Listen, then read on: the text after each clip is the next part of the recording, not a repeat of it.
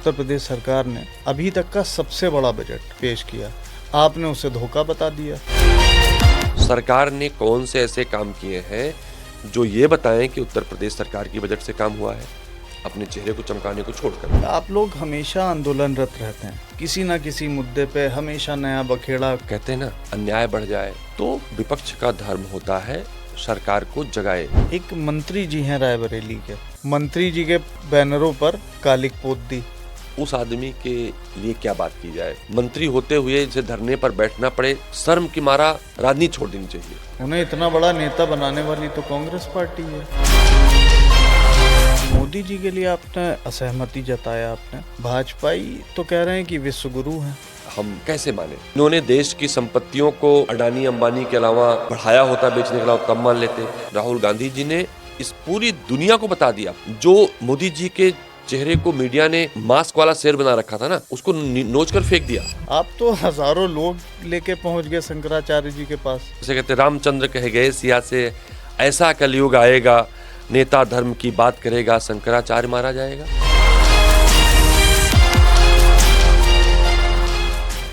हौसलों की आग में तपकर निखरता हूँ मैं, झुकना मेरी फितरत नहीं, लड़कर संवरता हूँ मैं।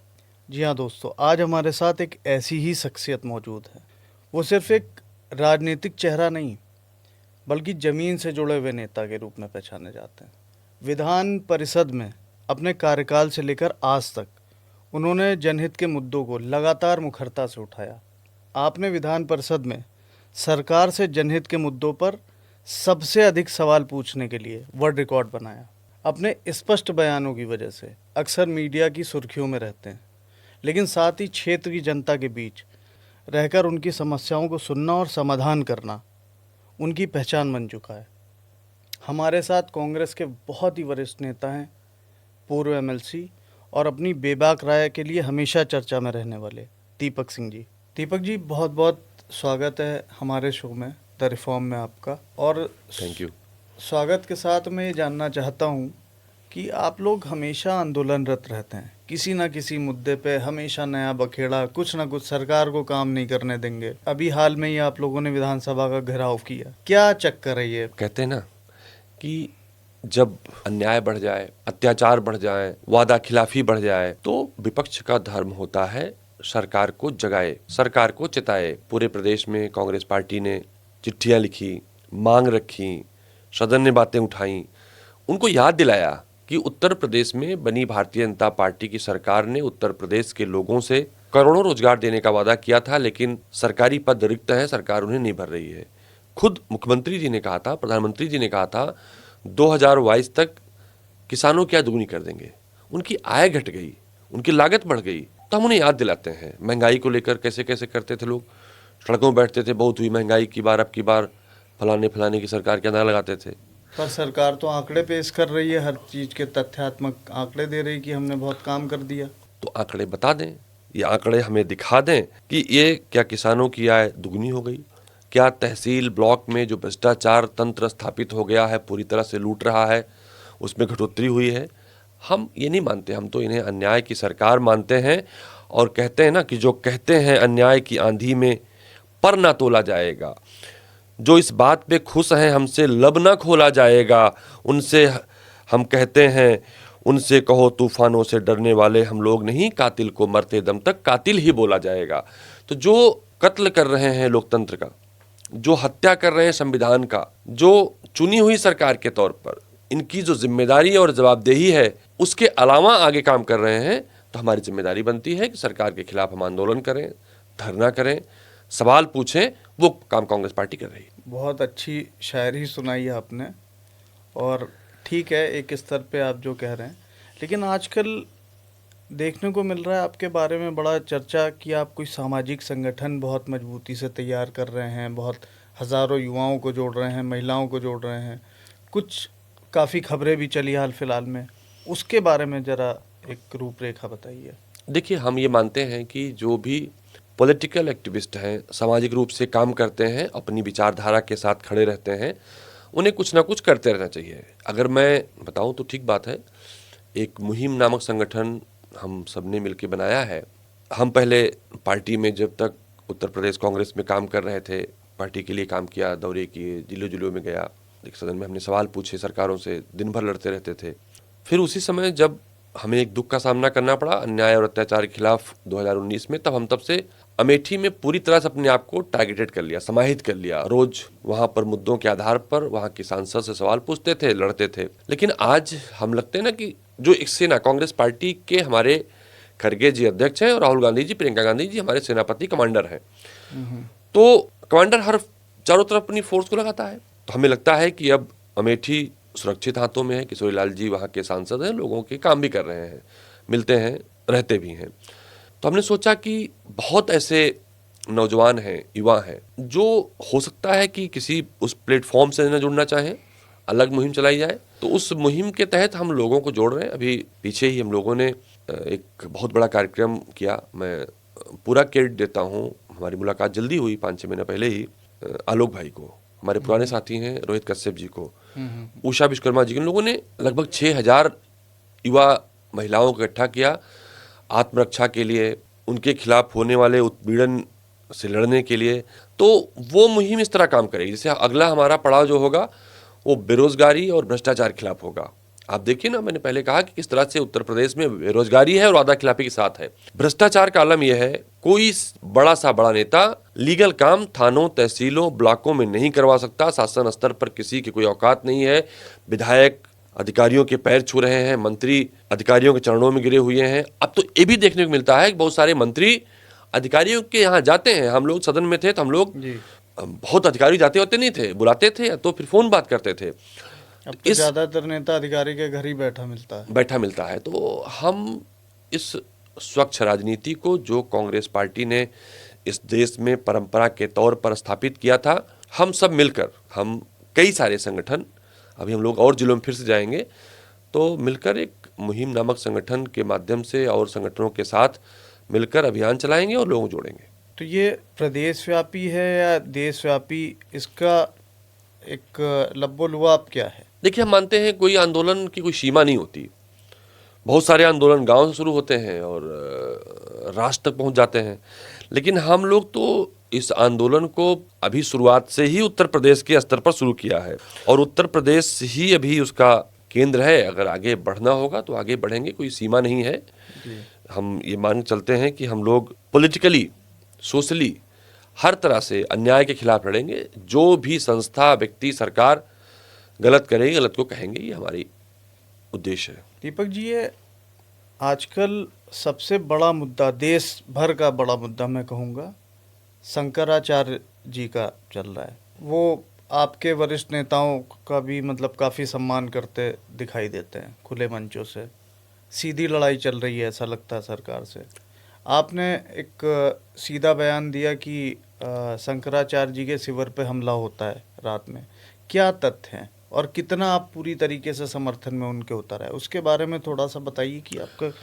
देखिए, हम ये मानते हैं, जैसे हमने अभी मुहिम के बारे में बताया, राजनीतिक पार्टियों और सरकारों का एक दायित्व होता है, उस दायित्व का निर्वहन करें। जो आपने जनता के साथ वादे किए हैं उस वादे पर खड़े रहिए, उस वादे के साथ आप काम करिए। इसी सरकार ने बताया था, इसी सरकार ने हिंदुत्व की बात की थी। तो हम मानते हैं कि जो चारों शंकराचार्य हैं, जिसे हम 4 मठ के रूप में मानते हैं, चारों कोनों में स्थापित है, उनमें से एक शंकराचार्य हैं अभिमुक्तेश्वरानंद सरस्वती जी। सब सम्मान करते हैं उनका। तो हम पॉलिटिकल एक्टिविस्ट के तौर पर फिर कहेंगे कि हमारे नेता राहुल गांधी जी, प्रियंका गांधी जी जहां जहां अन्याय हुआ वहां खड़े रहे, कांग्रेस पार्टी खड़ी रही, बड़े से बड़े मुद्दे उठाए। तो जब शंकराचार्य के साथ अन्याय हो, बटुक साधुओं की चोटियां उखाड़ी जाए, उनकी जान लेने की कोशिश की जाए, वो भारतीय जनता पार्टी की सरकार में जो हिंदुत्व होने का स्वांग रचती है, भले काली नेमी की तरह, तो हमारी जिम्मेदारी बनती है कि उनकी रक्षा, सुरक्षा के लिए खड़े रहें। कांग्रेस पार्टी सभी धर्मों के साथ खड़ी होती है, सभी पीड़ित के साथ खड़ी होती है, तो शंकराचार्य साथ क्यों नहीं खड़ी होगी? और रही बात, भारतीय जनता पार्टी कहती है हम शंकराचार्य नहीं मानते उनको, तो हम तो कहते हैं ना कि संविधान कहता है, तो पूरे एक सिस्टम से बनता है, कोई निश्चित रूप से एक दिन में तो बन नहीं जाता, निश्चित रूप से। और शंकराचार्य बनने की भारत के आज़ादी के पहले की परंपराएं हैं। 1954 में, 1972 में सुप्रीम कोर्ट ने बाकायदे गाइडलाइन में जारी किया है कि शंकराचार्य बनाने और शंकराचार्य हटाने का कोर्ट के पास अधिकार ही नहीं, सरकार के पास अधिकार ही नहीं है। और मुख्यमंत्री जी स्वयं 2 अप्रैल 2024 को कहते हैं कि शंकराचार्य जी अब मुक्तेश्वर आए हैं, हम उनका सम्मान करते हैं। स्वयं योगी आदित्यनाथ जी के ट्विटर हैंडल से, उनके मंदिर ट्रस्ट के ट्विटर हैंडल से ये पोस्ट आज भी विद्यमान है। तो कांग्रेस पार्टी की जिम्मेदारी बनती है करें। और अभी शंकराचार्य जी ने आह्वान किया है, शायद 10-11 अप्रैल को उत्तर प्रदेश में लखनऊ में बड़ा वो कार्यक्रम करेंगे स्मृति उपवन में, हम उनमें भी हिस्सा लेंगे, हम उसमें भी सहयोग करेंगे उनका। तो राजनीतिक बयानबाजी समर्थन अपनी जगह है, आप तो हजारों लोग लेके पहुंच गए शंकराचार्य जी के पास। भाई हम इसलिए पहुंच गए, देखिए हम जाना इसलिए चाहते हैं, हम वहाँ उनके साथ इसलिए संपर्क में आए कि वहाँ कुछ अराजक घुसते हैं, अन्याय करते हैं, अत्याचार करते हैं, तो हमारी जिम्मेदारी बनती ना, वो सुनते हैं ना बहुत बार चीज़ों को, कैसे कहते हैं, रामचंद्र कह गए सिया से ऐसा कलयुग आएगा, नेता धर्म की बात करेगा, शंकराचार्य मारा जाएगा। तो शंकराचार्य की जान लेने की कोशिश की जाए, उनके बटुक साधुओं की चोटी उखाड़ी जाए, तो हम नहीं चुप रह सकते। आप तो हजारों जाना ही लोग पड़ेगा लेके पहुंच गए और शंकराचार्य हमें जी के उस पास। अन्याय के खिलाफ खड़ा ही रहना पड़ेगा, ये हमारा नैतिक धर्म और हमारा दायित्व है। नहीं, ये नैतिक और राजनीतिक धर्म भी होना चाहिए कि हम अपने धर्म और संस्कृति के साथ खड़े रहें। बहरहाल एक टॉपिक जिस पे आपसे सवाल बनता है, सरकार ने, उत्तर प्रदेश सरकार ने अभी तक का सबसे बड़ा बजट 9.12 लाख करोड़ का बजट पेश किया, आपने उसे धोखा बता दिया। इतना बड़ा बजट आपने धोखा बता दिया। मैं आपके दर्शकों से निवेदन करूंगा, अच्छा सवाल पूछा आपने, कि वो सत्यम कंप्यूटर के बारे में जरूर पढ़े। शायद उनके मालिक का नाम लिंगाराजू था। वो एक फर्जी बैलेंस शीट बनाता था और फर्जी बैलेंस शीट बना के अपने सत्यम कंप्यूटर को दुनिया भर में ब्रांडिंग के माध्यम से बताता था कि हम दुनिया के सबसे बड़े कारोबारी हैं। वो तो हकीकत बहुत, मेरे ख्याल से सबसे बड़े फ्रॉड में से एक था सत्यम का। निश्चित रूप से आप वरिष्ठ पत्रकार हैं, अनुभव रखते हैं, जानकारी रखते हैं, तो वो सत्यम कंप्यूटर की तरह सरकार भी उत्तर प्रदेश की जनता के साथ घोटाला कर रही है। अब हम सिलसिलेवार अगर शुरू करें, हमने पहले बातें बताई, अब आगे अगर हम देखें तो उत्तर प्रदेश में सरकार ने कौन से ऐसे काम किए हैं जो ये बताएं कि उत्तर प्रदेश सरकार की बजट से काम हुआ है। अपने चेहरे को चमकाने को छोड़कर, होर्डिंग पोस्टर लगाने को छोड़कर, उत्तर प्रदेश की सरकार कृषि, शिक्षा, स्वास्थ्य, पीडब्ल्यूडी जैसे बड़े बड़े महकमे के बजट ही नहीं खर्च कर पाई। इसका मतलब होता है कि इस बजट को जो जनहित पे खर्च होने थे उन्हें लगाकर इन्होंने होर्डिंग पोस्टर लगवा दिए पूरे उत्तर प्रदेश में। तो जो सरकार जनहित के कार्य ना कर सके, डंके की चोट पर खड़े होकर उत्तर प्रदेश की जनसभाओं में प्रचार प्रसार तो हर सरकार करती है, लेकिन आप क्या कह रहे हैं कि ये प्रचार गलत है, गलत प्रचार ना नहीं, करें? प्रचार प्रसार को हम गलत कहाँ मानते हैं, बाकायदे सूचना प्रसारण विभाग ही बना है। लेकिन तब प्रचार प्रसार का एक पैरामीटर होता था। अब ये 60%, टोटल बजट का 60% धन ये अपने चेहरे को चमकाने के लिए, विरोधियों के चेहरे पर दाग लगाने के लिए, बदनाम करने के लिए खर्च करते हैं, जिससे उत्तर प्रदेश के जो टैक्स पेयर हैं, जो जनता का पैसा सरकार के माध्यम से जनहित पे खर्च होना चाहिए, वहाँ नहीं खर्च हो पाता है। तो हम इस बात को लेकर हम सरकार के खिलाफ बोलते हैं और इसे बताते हैं कि जनता के साथ धोखा है। अच्छा, मायावती जी के व्यक्तित्व के बारे में क्या कहेंगे आप? पिछले कुछ दिनों पहले हालांकि मैंने आपका ट्वीट भी देखा सोशल मीडिया पे, आपने उनको जन्मदिन की शुभकामनाएं दी।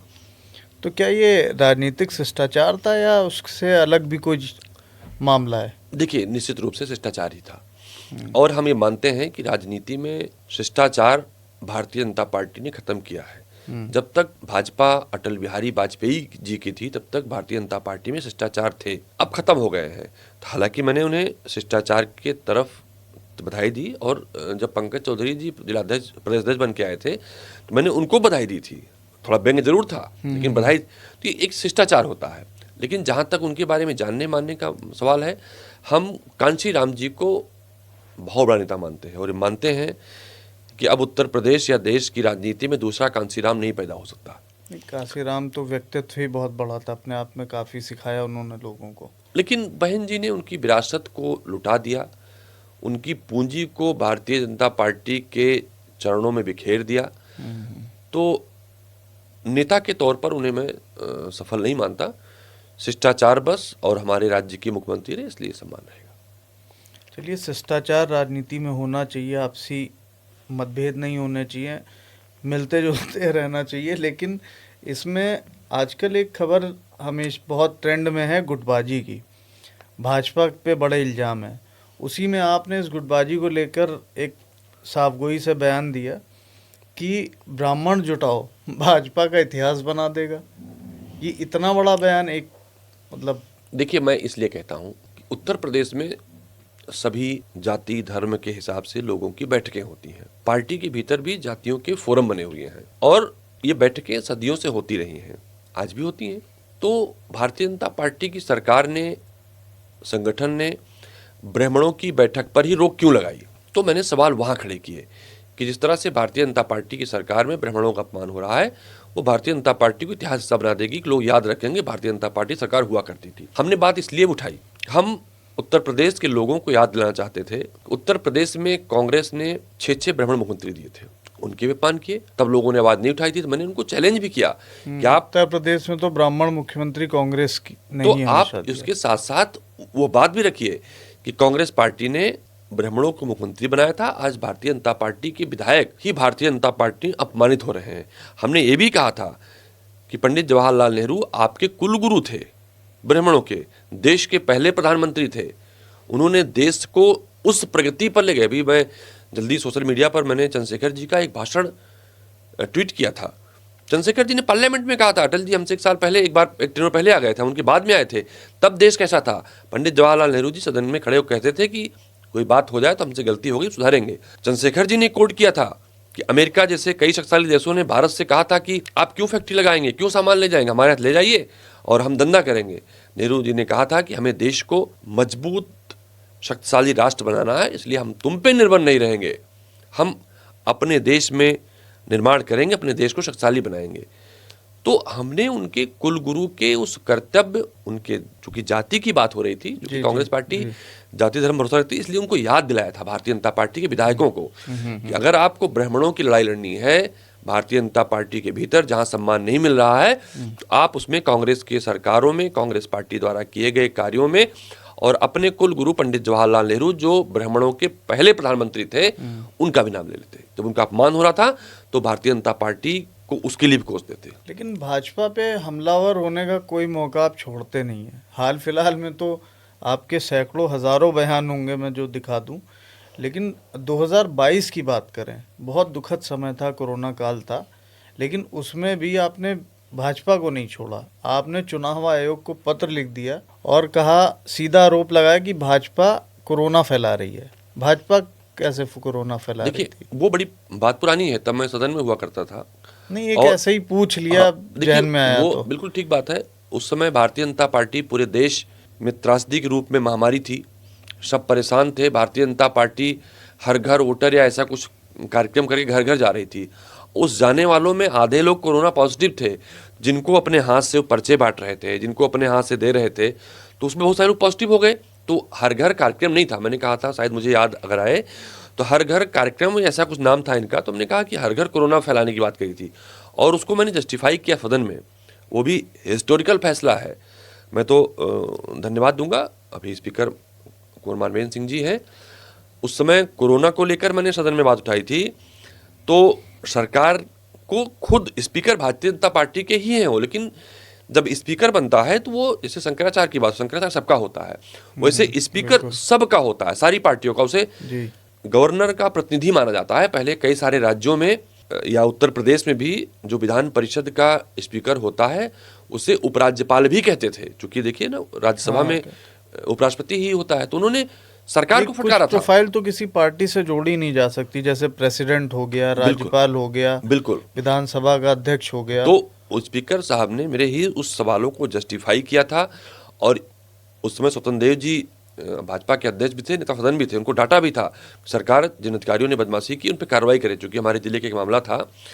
तो कोविड को लेकर ही हमने उसमें कहा था ना कि आज सभी को ये टीके दिखते छोटे छोटे यहाँ लगे हुए, हमने कहा था ना कांग्रेस पार्टी ने टीके लगवाए लेकिन प्रचार नहीं किया, और भारतीय जनता पार्टी वैक्सीन लगा रही है, पोस्टर ज्यादा लगा रही, विज्ञापन ज्यादा लगा रही, घर घर जाके पर्चे बांट रही है, तो कोरोना फैला रही है। और उस पर सरकार ने बैकफुट पे जाने का काम किया था। कोई जवाब स्पष्ट नहीं आया था। नहीं, स्पष्ट कार्रवाई हुई थी, उन अधिकारियों पर कार्रवाई हुई थी। उसमें बहुत सारे अधिकारी आज तक चार्ज नहीं पाए हैं, क्योंकि हमने मतलब आपने नपवा दिया कई लोगों को। हम उस विधा के लोग हैं कि सच को कहना हमारी परंपरा है। हम अगर सच नहीं बोलेंगे, सच कौन बोलेगा? क्योंकि आजकल के लोग तो डरते हैं, सरकार के खिलाफ न तो बोलते हैं, न सरकार के खिलाफ सवाल पूछते हैं। तो हमारी जिम्मेदारी बन जाती है कि हम करें। हम लोग तो इस उसके थे कि किताबें लिखी, लेख और कहानियां लिखी, मगर किसी दूसरे की दरबारी नहीं की। सत्ता के लालच में हमने दुश्मनों से यारी नहीं की, और हमारी पार्टी हारी तो गर्दिश में जिंदगी गुजार दी, मगर हारे हुए लश्कर से गद्दारी नहीं की। तो अगर हमारा लश्कर हारता है, हम उसके साथ खड़े रहते हैं, हमें मौका मिलता है सदन में तो हम अपनी पार्टी का, प्रदेश का पक्ष रखते हैं। तो अगर हम चुप रह जाएंगे, हम अन्याय के खिलाफ नहीं बोलेंगे, तो हमारा वजूद ही खत्म हो जाएगा। हम इसीलिए बोलते हैं कि जब अगर आप समाज में हैं, अगर आप जो जिम्मेदारी आप सवाल पूछ रहे हैं, तो हमारी जिम्मेदारी जवाब देने की है, आप जिम्मेदारी सवाल पूछने की है। तो हर किसी को अपनी अपनी जिम्मेदारियों का निर्वहन करना चाहिए। सदन हो या सड़क हो, दुश्मनी नहीं होती। जैसे खेल होता है, कोई बॉलिंग करता है, कोई बैटिंग करता है, दोनों अपने कर्तव्यों का निर्वहन करते हैं, वहां दुश्मनी नहीं होनी चाहिए। लेकिन अब भारतीय जनता पार्टी ने दुश्मनी के भाव पैदा करने शुरू कर दिए हैं, लेकिन हम जैसे लोग हर परिस्थिति में डाल लेते हैं। अच्छा दीपक जी, ये फॉर्म 7 के मुद्दे पे विपक्ष लगातार सवाल उठा रहा है। आपको क्या लगता है ये निष्पक्ष चुनावी प्रक्रिया के लिए कितना उचित है, और क्या इसके दुष्परिणाम हो सकते हैं? राहुल गांधी जी ने प्रमाणित कर दिया था कि भारतीय जनता पार्टी वोट चोरी से जीतती है, और हम सब ने कहा था उत्तर प्रदेश में अब भारतीय जनता पार्टी बेईमानी नहीं कर पाएगी। बिहार भारतीय जनता पार्टी के बेईमानी के साथ बनी अंतिम सरकार होगी। उसका परिणाम दिखा कि उत्तर प्रदेश में लोग जागरूक हुए, भारतीय जनता पार्टी की बेईमानी को रोका, अधिकारी कर्मचारी भी डरे, और मुख्यमंत्री जी को खुद बोलना पड़ा कि उत्तर प्रदेश में लगभग 4 करोड़ वोट काट दिए गए हैं, जो संभावित तौर पर भारतीय जनता पार्टी के वोट कहे जा सकते हैं। तो डर गई। अब ये 4 करोड़ का पैरामीटर तो नहीं क्रॉस कर पा रहे, लेकिन लाखों वोटों को बढ़ाने का काम फर्जी तरीके से फॉर्म भर के किए हैं। लेकिन उसका खुलासा हो रहा है।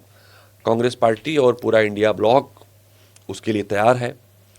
हम फर्जी वोट नहीं बढ़ने देंगे और सही वोट कटने नहीं देंगे। हमारा संकल्प है। भारतीय जनता पार्टी बेईमानी करने की तरफ बढ़ रही है, और हम बेईमानी को रोकने के लिए बढ़ रहे हैं। तो दोनों में ही फर्क है। उत्तर प्रदेश में तो सूरत हाल अलग है। योगी जी का बयान आया, उस पर बड़ी चर्चा हुई, बड़ा वो हुआ, तो विपक्ष बड़ा खुश हो गया, सपाई बहुत खुश हो गया कि चलो वोट कट रहे हैं भाजपा के, योगी जी बोल रहे हैं। अच्छा, योगी जी को आंकड़े भी मिल गए। तो यही तो ना भाई, जब ये तो राहुल गांधी को पूरा क्रेडिट जाता है कि राहुल गांधी जी ने बेईमानी रोक दी। देखिए, उत्तर प्रदेश की सरकार किसी भी माध्यम से बेईमानी करवा ले, करता तो अधिकारी ही है ना।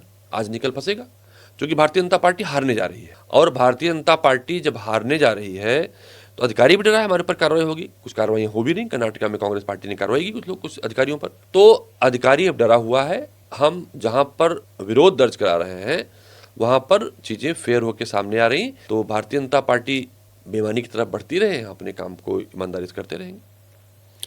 अच्छा दीपक जी, ये बताइए, ये बहुत आजकल बड़ा सनसनीखेज मामला चल रहा है, एप्स्टीन फाइल वाला। तो क्या भारत में भी इसकी, क्योंकि अंतर्राष्ट्रीय मुद्दा बन गया है ये, और विश्व भर में इसकी चर्चा हो रही है, क्या इसकी जांच होनी चाहिए? हालांकि शंका है कई बड़े चेहरे भी इसमें आ सकते हैं, बड़े नाम खुलासे हो सकते हैं। मैं ये सवाल अगर आपसे पूछूं या आपके व्यूअर से पूछूं, अगर एप्स्टीन जैसी किसी फाइल में कांग्रेस पार्टी किसी नेता का नाम आया होता तो आज क्या करती भारतीय जनता पार्टी सरकार? या यूं कहें, जिस तरह से ट्रंप ने बार बार धमकाया, युद्ध विराम की बात की, अगर यही कांग्रेस पार्टी सरकार में हुआ होता तो भारतीय जनता पार्टी क्या करती? जिस तरह से ट्रेड के मामले में भाजपा, नरेंद्र मोदी जी पूरी तरह सरेंडर हो गए, ठीक वैसे जैसे कोई अपराधी धमकाए और व्यापारी सरेंडर हो जाए कि जो आप कहेंगे हुजूर हम वही करेंगे, तो भारतीय जनता पार्टी क्या करती? देखिए, कांग्रेस पार्टी राष्ट्र के लिए काम करती है, भारतीय जनता पार्टी अपने कुनबे के लिए, अपनी पार्टी के लिए काम करती है। कांग्रेस पार्टी राष्ट्र निर्माण करना चाहती है, भारतीय जनता पार्टी अपने पार्टी का बजट बढ़ाना चाहती है और कार्यालय बनाना चाहती है देश भर में। तो एप्स्टीन फाइल हो या ट्रेड डील हो, पूरी तरह से भारत को शर्मसार करती है। हम संप्रभु राष्ट्र हैं, हमें कहीं न कहीं ठेस पहुंचाती है। यकीनन राहुल गांधी जी ने इस पूरी दुनिया को बता दिया, पूरे देश को बता दिया, जो मोदी जी के चेहरे को मीडिया ने मास्क वाला शेर बना रखा था ना, उसको नोच कर फेंक दिया। तो आने वाले टाइम पर एप्स्टीन फाइल को लोग याद रखेंगे, और एप्स्टीन फाइल में जो घिनौने कृत्य हुए हैं, जिस तरह से बहुत सारे मामले सामने आए हैं। अभी एक बच्ची का मैं किसी बीबीसी या किसी उस पर सुन रहा था, कह रही थी कि एक बड़ा चर्चित देश का प्रधानमंत्री, एक बड़े देश का प्रधानमंत्री मुझे नोच रहा था। मैंने ऐसे व्यंग कर दिया। मैंने भारतीय जनता पार्टी के लोगों से पूछा, बड़ा दुखद है लेकिन सुनने में, कि दुनिया में तो जो बड़े देश हैं, चर्चित देश हैं, वहाँ का राष्ट्र का अध्यक्ष तो राष्ट्रपति होता है, तो मोदी जी चर्चित और परिचित हैं कि नहीं है, भारत संप्रभु राष्ट्र है कि नहीं है, तो भाग जाते हैं।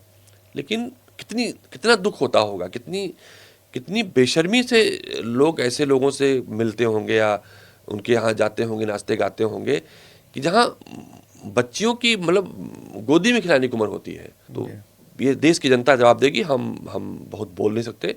देश की जनता, ये ऋषि मुनियों का प्रदेश है, भगवान कृष्ण राम की जन्मभूमि है, भगवान बुद्ध की तपोभूमि है।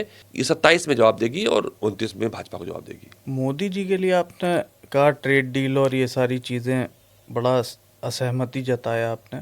भाजपाई तो कह रहे हैं कि विश्वगुरु हैं, भाजपाई कह रहे हैं कि देश के सर्वव्यापी मतलब बहुत बड़े नेता हैं। हम कैसे माने? उन्होंने देश को प्रगति पे ले गए होते तो मान लेते, देश का विकास किया होता तो मान लेते, इन्होंने देश की संपत्तियों को अडानी अंबानी के अलावा बढ़ाया होता बेचने के अलावा, तब मान लेते। विश्वगुरु कहते हैं भाजपा के लोग तो मुझे हंसी आती है। हम 2 टके की पाकिस्तान की बात नहीं करते, वो हमेशा से भारत का विरोधी रहा है। लेकिन वो देश जो हमारे पड़ोसी मुल्कों खाली हम बात कर लें, नेपाल हो, श्रीलंका हो, बांग्लादेश हो, म्यांमार हो, जो भारत के साथ खड़े रहते थे, वो भारत के खिलाफ आंख दिखाते हैं।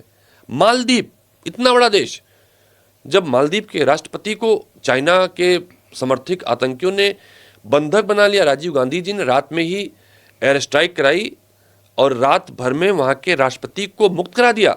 भाजपा कहती हम पहले एयर स्ट्राइक हम पहले कराए हैं, राष्ट्रपति को मुक्त करा के भोर में राजीव जी से बात करा दी। वो मालदीव के मंत्री मोदी जी को आंख दिखाते हैं, मोदी जी के खिलाफ बयानबाजी करते हैं। तो काहे कि विश्वगुरु? हो सकता है कि होनोलुलु देश कोई हो, उसके विश्वगुरु हों, और भारतीय जनता पार्टी के जिनके भगवान ने दिमाग नहीं दिया हो, जो पढ़ते नहीं हो, जिनकी पाठशाला, जिनका रिसर्च केवल व्हाट्सअप हो, सिर्फ उनके विश्वगुरु हो सकते हैं। भारत के विश्वगुरु मोदी जी नहीं हो सकते हैं। मोदी जी, जब इतिहास लिखा जाएगा तो भारत के सबसे असफल प्रधानमंत्री के रूप में उन्हें याद किया जाएगा। भारत के निर्माण को बेचने के लिए उन्हें याद किया जाएगा, एप्स्टीन फाइल के लिए उन्हें याद किया जाएगा।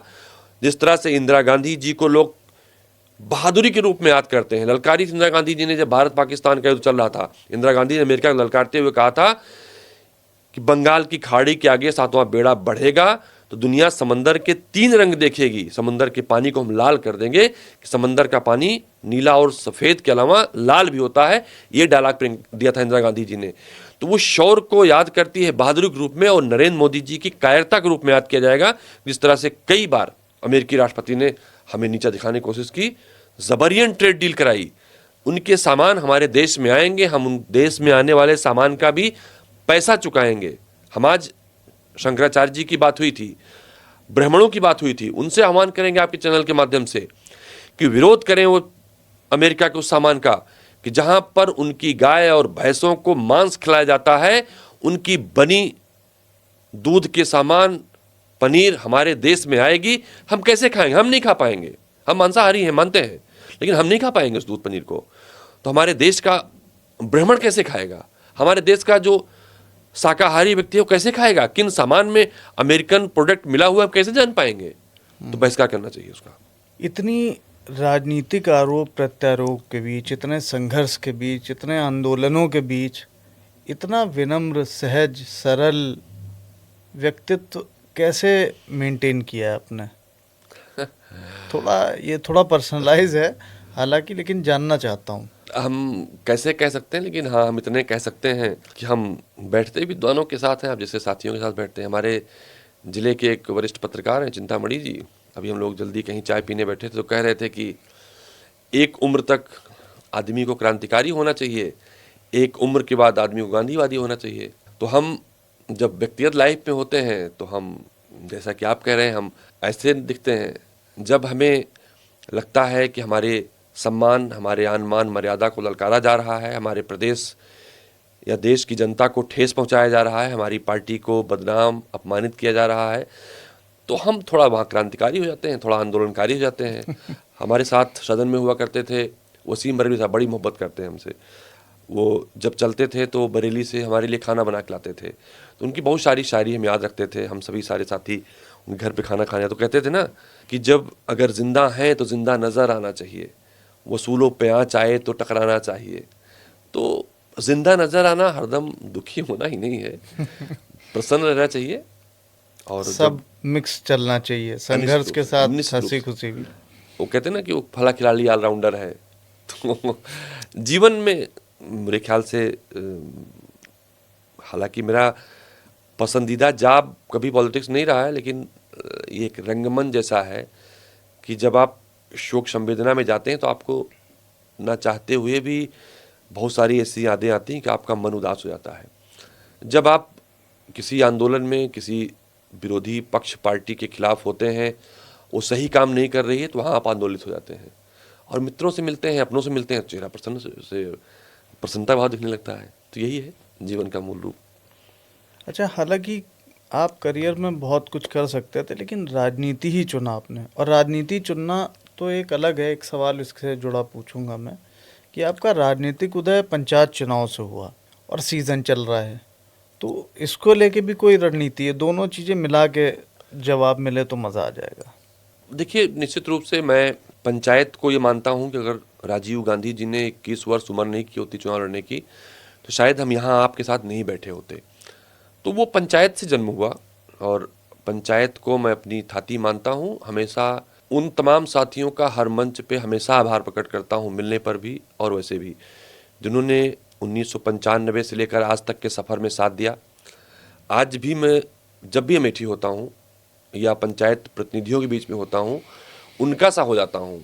लेकिन मैं मानता हूँ कि मैं उन नेताओं जैसा नहीं हूँ कि जो पहले खुद होते हैं फिर अपने परिजनों के लिए ही पंचायत करते हैं।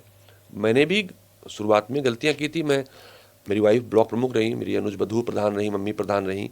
उम्र नहीं थी मेरी उस समय जब मम्मी प्रधान नहीं तो लेकिन वो दौर छोड़ दिया। जब मैं एमएलसी हो गया या पार्टी ने मुझे बड़ी जिम्मेदारी दी, रेल मंत्रालय में पीएससी का चेयरमैन बनाया, मैं बंसू भाई कभी नहीं लिखता। हमारे बड़े आदरणीय हैं संपूर्णानंद जी, मुझे रोज कोसते हैं कि जो लोग किसी निगम में, बोर्ड में, किसी राज्य के 4 लोग हो गए, उसमें भी राज्य मंत्री लिखते हैं, दर्जा प्राप्त राज्य मंत्री। आप पीएससी में चेयरमैन रहे, इतना बड़ा दर्जा था, इतना रेल मंत्रालय भारत सरकार जहाँ ऑफिस है, रेल भवन में आपका दफ्तर था, प्रोटोकॉल था, आप क्यों नहीं लिखते हैं? तो हमने कहा हम कुछ अलग टाइप के हैं, हम नहीं लिखते हैं। तो उसी तरह से जब एमएलसी हो गए, चेयरमैन हो गए, तो मैंने तय किया कि अब मैं या मेरे परिवार से कोई पंचायत चुनाव नहीं लड़ेगा। तो वो ऑलमोस्ट फाइनल है। जो साथी संघर्ष में साथी हैं, जो हमारे साथ जुड़े हैं, जो हमारी विचारधाराओं के साथ हैं, उन्हीं को लड़ाएंगे, उन्हीं की मदद करेंगे। तो भी हमारे परिवार के हिस्सा हुए, ठीक है, खून उनका अलग हो सकता है, लेकिन हो सकता है कि उनका ग्रुप हमारा ग्रुप एक ही हो, तभी विचार मिलते हैं। बहुत बढ़िया जवाब। एक सवाल जहन में यूं ही चला आया। एक मंत्री जी हैं रायबरेली के, दिनेश प्रताप सिंह, सुविख्यात या कुविख्यात आप बताएंगे। उनके समर्थकों ने आपके नेता राहुल गांधी जी पर के आपत्तिजनक कुछ पोस्टर लगा दिए। बदले में कुछ लोगों ने मंत्री जी के बैनरों पर कालिक पोत दी। उसके बाद बवाल मच गया, बखेड़ा हो गया। उसके बारे में कुछ बताइए ज़रा, कौन लोग थे? कुछ आपको है अंदेशा? आप बड़ा एक्टिव रहते हैं हमेशा, रायबरेली अमेठी दोनों जगह। देखिए, ऐसा है, उस आदमी के लिए क्या बात की जाए जिसका खुद का अपना वजूद पार्टियों की बैसाखी पर, वो पार्टी जो ताकत में हो, खड़े होने का रहा हो, मंत्री होते हुए जिसे धरने पर बैठना पड़े, शर्म की मारा राजनीति छोड़ देनी चाहिए। उस आदमी के बारे में हम क्या बात करें जिस आदमी ने राजनीति को धंधा समझ रखा हो। आप किसी के पोस्टर पर कालिक पोतने से बड़े हो जाओगे क्या? चर्चा पा जाओगे? देखिए, दिनेश सिंह जैसे दल बदलू, दिनेश सिंह जैसे अवसरवादी लोग शायद ही राजनीति में हो। तो मैं जब कहते हैं ना, जब वो गंदी हरकत उन्हें करते इतना हैं, बड़ा नेता बनाने वाली तो कांग्रेस पार्टी है। हाँ, अभी कल किशोरी जी हम लोग साथी बैठे थे तो भी पश्चाताप कर रहे थे कि कैसे कैसे क्यों कर दिया, लंबी बात हो जाएगी। तो गलतियां इंसान से होती हैं, लेकिन जब वो गलतियां हुई थी तब आदमी का सफ़र इतना लंबा नहीं था। बसपा सपा से होते हुए कांग्रेस में आया था और उसने कहा था मैं अपनी मरी हुई माँ की सौगंध खाता हूँ, प्रियंका गांधी जी और राहुल गांधी के चरणों में ही राजनीति करूंगा और यही दम तोड़ूंगा। तो भरोसा हो गया था। हम थोड़ा समझते थे कि इतना बड़ा अदाकारी आती है कि जहाँ जाएगा उसी का हो जाएगा, जो जिस पार्टी में जाएगा वही पार्टी भरोसा कर लेगी। कांग्रेस पार्टी सत्ता में थी तो कांग्रेस पार्टी के साथ रहा, बसपा सत्ता में थी बसपा के साथ रहा, समाजवादी पार्टी की सरकार रही समाजवादी पार्टी के साथ रहा, आज भारतीय जनता पार्टी की सरकार है तो भारतीय जनता पार्टी के साथ है। तो सपा पछताती है, बसपा का पता नहीं, लेकिन कांग्रेस पछता रही है। हमारे एक बड़े अभिन्न साथी हैं, सदनों में भी रहे, भारतीय जनता पार्टी के वरिष्ठतम नेता हैं, कहते हैं आप लोग हमारे यहाँ भेज के प्रसन्न हैं, हम लोग अपने पार्टी में पाके दुखी हैं। तो अभी नीचे रायबरेली से आवाज़ें आ रही हैं, भारतीय जनता पार्टी की सरकार 2027 में जाएगी। उसी के साथ साथ दिनेश सिंह नामक व्यक्ति जो आज राज्य मंत्री है वो भारतीय जनता पार्टी छोड़ देगा। अच्छा, ये पिछले लोकसभा चुनाव में आपके खिलाफ विरुद्ध भी बहुत बयानबाजी आई, यहाँ तक कि केस भी दर्ज हो गए। लेकिन एक जो आश्चर्यजनक बात है वो ये है कि भाजपा और संघ के लोग ही आपके पक्ष में, सुनने में आया था ऐसी खबरें कि आपके पक्ष में उतर आए। ये कैसे हुआ? मतलब सत्ता दल के लोग आपके पक्ष में? देखिए, सत्ता, मैं फिर कहता हूँ ना, हम पंचायत से निकले लोग हैं। हमारे बहुत सारे साथी ऐसे हैं जो विभिन्न पंचायतों में पार्टियों से लड़ते हैं या पार्टियों से एफिलेटेड होते हैं, लेकिन उनकी यारी दोस्ती दूसरे पैरामीटर पर होती है। अभी देखिए, ब्रजभूषण का सवाल हुआ था, उन्होंने मंत्री रोका था, मैंने एक बयान दिया, हमने कहा हम ब्रजभूषण के साथ खड़े हैं पार्टी लाइन से हट के, क्योंकि उन्होंने जनता से चुनकर आए थे और जनता के मुद्दों को लेकर उन्होंने सवाल उठाए। तो रिश्ते हम दल में रहते हुए भी दिलों के आधार बनाते हैं। ब्रजभूषण जी भी बहुत प्रचलित हैं कि वो अपने दल से अलग हट के दूसरों के बारे में ज़्यादा बयानबाजी करते हैं, समर्थन में खड़े रहते हैं। जो भी रहा, वो विधायक दूसरी बार हुए हैं तो उन्होंने अपने धर्म का निर्वहन किया। तो उस वक्त पे अभी अमेठी में ठीक है, मुकदमे होना ना होना, जब मैं एमएलसी चुन के आया था तो जो ट्रैक रिकॉर्ड, एक सरकारी वेबसाइट है myneता.com, उसमें दीपक सिंह नाम डालिए तो मेरा ट्रैक रिकॉर्ड 0 FIR का था। इन 2016 के बाद से अब तक कई मुकदमे हुए, 15-16 मुकदमे थे, कुछ खत्म हुए हैं, कुछ अभी होंगे इसी तरह के। तो मैंने वहाँ कहा, हमने सोशल मीडिया के प्लेटफॉर्म से आह्वान किया, कई सारे चैनल के लोगों को बुला कहा, हमने कहा कि अगर मैं अपराधी हूँ, अगर हमारे ऊपर उसमें 3 साल का मुकदमा किया गया था, हमने कहा हो सकता है धक्का मुक्की हुई हो, लेकिन अगर 3 साल का अपराध हुआ हो तो मुझे अपराधी मान ले, अन्यथा हमारा साथ दें। तो वो कुछ संघ के लोग थे, भाजपा के लोग थे, वो उसमें बड़ा वायरल हुआ था सोशल मीडिया पे, कुछ यूट्यूबर्स ने जाके वहाँ उनके बयान लिए थे, तो उन्होंने कहा था कि हमारे ऊपर मुकदमा हुआ इसलिए हम भाजपा को हराएंगे और साथ खड़े हैं। तो चूंकि वो हम कहते हैं ना कि हम लोग संबंधों की राजनीति करते हैं और हम जो हमारे साथ खड़े होते हैं उनके साथ हम खड़े होते हैं, किसी तरह से खड़ा होना। हमने बहुत बार ऐसे मुद्दों पर उनके साथ लड़ाई लड़ी है लोगों के साथ जहाँ पर हमारे पार्टी के अपने कुछ लोगों को बातें नागवार गुजरी होंगी, लेकिन हम जहाँ पार्टी की बात आएगी, जहाँ पार्टी के लिए वोट मांगने की बात आएगी, पार्टी चुनाव लड़ाने की बात आएगी, पार्टी विचारधारा के साथ बात आएगी, वहाँ 100% पार्टी के साथ खड़ा हूँ। लेकिन जहाँ मुझे किसी मित्र से मित्रता निभाने की बात आएगी, मैं उस मित्र के साथ भी खड़ा हूँ जो मेरे साथ खड़ा है। तो जब मेरे लिए पार्टी बाधा नहीं तो मुझे लगता है मुझे मेरे मित्रों के लिए मेरे लिए पार्टी बाधा नहीं है। तो मैं उनका आभारी हूँ जिन्होंने ऐसी बातें कही थी, जो मेरे साथ खड़े थे या हमारी पार्टी के साथ खड़े थे। अच्छा, ये अमेठी रायबरेली कांग्रेस का गढ़ माना जाता है। इस बार पिछले लोकसभा चुनाव में आप लोगों ने इतिहास ही रच दिया, मतलब प्रचंड बहुमत से दोनों जगह जीत हासिल की।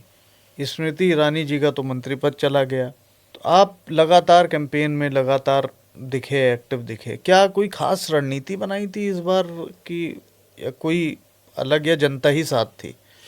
नहीं, देखिए, हम 2-3 चीज़ें मानते हैं। राहुल गांधी जी को 2019 में अमेठी की जनता ने चुनाव नहीं हराया था। हम SIR की बात आज कर रहे हैं, लेकिन उस समय भी बहुत सारे प्रमाण सामने आए हैं कि वोट की बेईमानी की गई थी। सरकार के दबाव में बहुत सारे वोटों को रोका गया था। उस वक्त भी हम जैसे कई लोगों पर मुकदमे किए गए थे। तो एक तो लोग उससे दुखी थे और राहुल गांधी जी को अपना नेता मानते हुए किसी को जिताने के लिए तैयार थे। दूसरा, किशोरीलाल शर्मा जी का भी लंबा जुड़ाव रहा है। अभी हम लोग कल बात कर रहे थे तो लगभग 23 साल की उम्र से अमेठी में काम कर रहे थे। तो पुरानी पीढ़ी से उनका जुड़ाव था, नई पीढ़ी में हम लोगों ने और बहुत सारे लोगों ने काम किया। तो राहुल गांधी जी का नाम, किशोरी लाल शर्मा जी का संगठन का काम, और हम जैसे कई सारे लोग जो हल्ला हुड़दंग मचा के लोगों को जोड़ते हैं, वो सब काम आया। और यकीनन एक चीज़ और 500 बताऊँ, मैंने बहुत पहले चुनाव के पहले, मैं भेजूंगा लिंक आपको, उसमें मैं दिल्ली के कई सारे नेशनल चैनल बात बोली थी कि अमेठी में 21 साल बाद हारने का भी रिकॉर्ड था। हर 21 साल बाद अमेठी हारी थी, 25 साल बाद, सॉरी। और हमने कहा था ये रिकॉर्ड इस बार टूट जाएगा। अब 25 साल बाद भी कांग्रेस अमेठी में नहीं हारेगी। तो वो टुटका भी था एक। अमेठी में रिकॉर्ड बहुमत से जीत हुई। कोई जर्नलिस्ट है, बड़े जर्नलिस्ट हैं, उन्होंने स्मृति ईरानी जी के बारे में खूब खबर चलाई कि सबसे ज़्यादा वोट से हारी। अब वो रिकॉर्ड पे रिकॉर्ड बनता जाएगा। अमेठी में अगली बार किशोरीलाल शर्मा जी और ज़्यादा वोट से जीतेंगे। हम लोग इस दिशा में काम करेंगे। अच्छा, कांग्रेस में राहुल गांधी जी हों, प्रियंका जी हों, बहुत ही एक्टिव हैं, बहुत ज़्यादा एक्टिव हैं। अब तो प्रियंका जी भी सदन में पहुंच गई। आपके दोनों नेता, सदन भी बड़ा देखने में अच्छा लगता है, विपक्ष भी मजबूत हो, जब चीज़ें बराबर हों, संतुलित हों तो अच्छा ही लगता है। लेकिन क्या कारण है कि उसके बाद भी कांग्रेस कहीं ना कहीं एक संघर्ष के दौर से निकल नहीं पा रही है?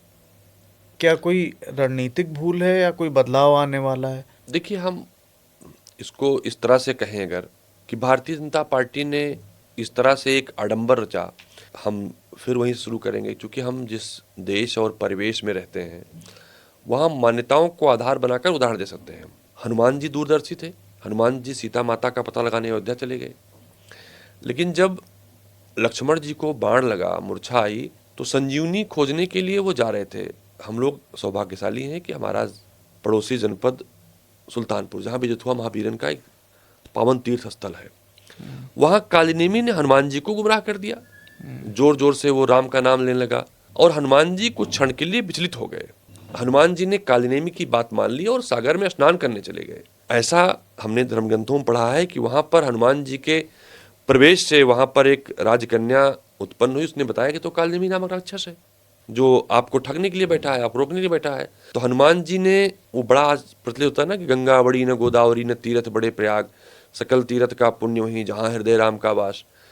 तो हनुमान जी ने उसके बाद में कालिनेमी का वध किया, तब संजीवनी लाके लक्ष्मण जी को जीवंत कर पाए थे। तो जब हनुमान जी विचलित हो सकते हैं, तो देश और प्रदेश की जनता इतने बड़े झूठ, इतने बड़े आडंबर से कैसे बच सकती है? कितने बड़े तंत्र थे। अब तो खुलासा हुआ ना, राहुल जी को बदनाम करने के लिए मीडिया, सोशल मीडिया, दुनिया भर की मीडिया, दुनिया के कुछ और देश, कई सारी शक्तियां, जिन्होंने मोदी जी को यूज किया। आज उसी कारण मोदी डरे हैं। उसमें मोदी जी के बहुत सारे राज उन लोगों ने छुपा रखे हैं। राहुल गांधी से लड़ने के लिए जिन देशों का साथ लिया मोदी जी ने, वही देश तो ब्लैकमेल कर रहे हैं आज। वही मीडिया घराने तो आज मोदी जी को ब्लैकमेल कर रहे हैं। तो बदनाम किया कांग्रेस पार्टी, समय लगा, लेकिन अब कांग्रेस पार्टी खड़ी है। अब आप देखते जाएंगे, किसी राज्य के चुनाव होंगे या देश का चुनाव होगा, कांग्रेस पार्टी और हमारा गठबंधन जीतेगा। भारतीय जनता पार्टी का झूठ, आडंबर वैसे हारेगा जैसे बिजथुआ महावीरन में कालिनेमी हारा था। अच्छा दीपक जी, आप अमेठी से आते हैं और कहा जाता है, ऐसा सुनने को मिलता है कि अमेठी हो या रायबरेली, एक वहाँ का नेता, कांग्रेस पार्टी का कोई भी कार्यकर्ता गांधी परिवार से सीधा जुड़ा रहता है। आप तो बहुत वरिष्ठ नेता हैं, कुछ बताइए राहुल जी और प्रियंका गांधी जी के व्यक्तित्व के बारे में, क्योंकि लोगों को बड़ा जानने का मन करता है कि एक्चुअली वो कैसे सोचते हैं, कैसा उनकी विचारधारा एक्चुअली क्या है। इसके बारे में ज़रा कुछ आप अगर बता पाए। हम ऐसे कहें अगर पहले लाइन में कि राहुल गांधी जी और प्रियंका गांधी जी मोदी जी की तरह नहीं है। वो झूठ नहीं बोलते, किसी भी षड्यंत्र का सहारा नहीं लेते, जिनसे रिश्ता बनाते हैं उसे कायम रखते हैं। देखिए, राहुल जी, प्रियंका जी वायनाड से गए, एमपी हुए ना, रिकॉर्ड मत जीते, लेकिन उन्होंने अमेठी रैली छोड़ा नहीं। इसका मतलब क्या होता है?